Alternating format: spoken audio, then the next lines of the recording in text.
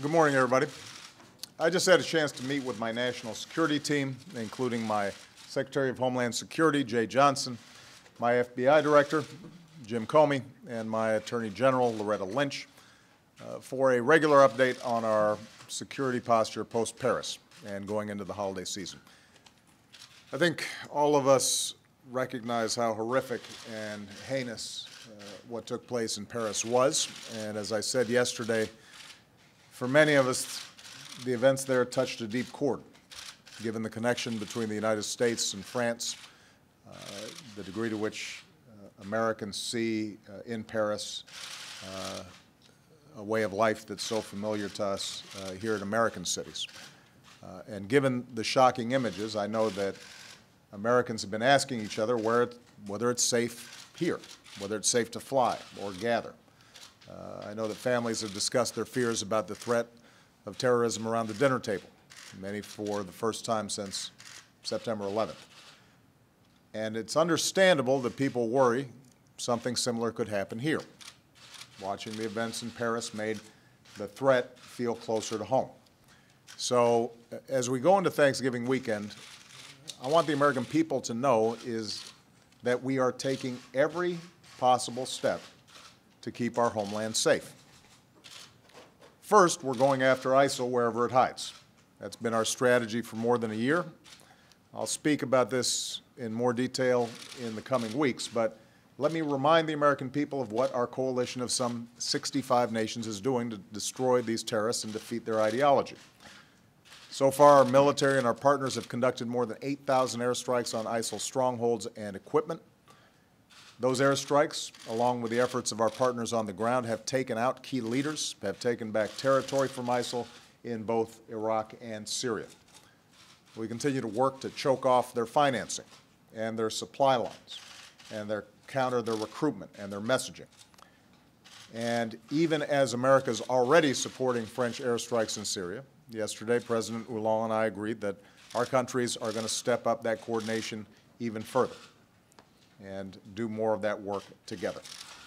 So we're stepping up the pressure on ISIL where it lives, and we will not let up, adjusting our tactics where necessary until they are beaten. That's our first goal. Second, we continue to do everything possible to prevent attacks at home and abroad and to prevent foreign terrorist fighters from entering the United States or other nations. Since 9/11, we've taken extraordinary measures to strengthen our homeland security in everything from aviation security to border security to information sharing. We've improved upon these actions over time. Anytime there's an event, we learn something from it, and we continue to refine them. We continue to improve upon our approaches as we speak. Now, right now, we know of no specific and credible intelligence indicating a plot on the homeland. And that is based on the latest information I just received in the Situation Room. It is similar to the information the briefing that I received on Saturday before I left on my trip last week. So as Americans travel this weekend to be with their loved ones, I want them to know that our counterterrorism, intelligence, homeland security, and law enforcement professionals at every level are working overtime. They are continually monitoring threats at home and abroad, continually evaluating our security posture. They're constantly working to protect all of us. Their work has prevented attacks. Their efforts have saved lives. They serve every hour of every day for the sake of our security. They did so before Paris, and they do so now, without fanfare or credit and without a break for the holidays. So the bottom line is this. I want the American people to know, entering the holidays, that the combined resources of our military, our intelligence, and our homeland security agencies are on the case. They're vigilant, relentless, and effective. In the event of a specific credible threat, the public will be informed.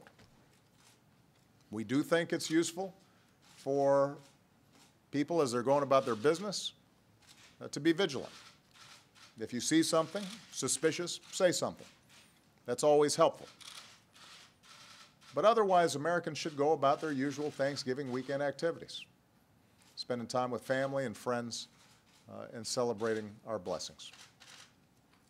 And while the threat of terrorism is a troubling reality of our age, we are both equipped to prevent attacks and we are resilient in the face of those who would try to do us harm. And that's something we can all be thankful for.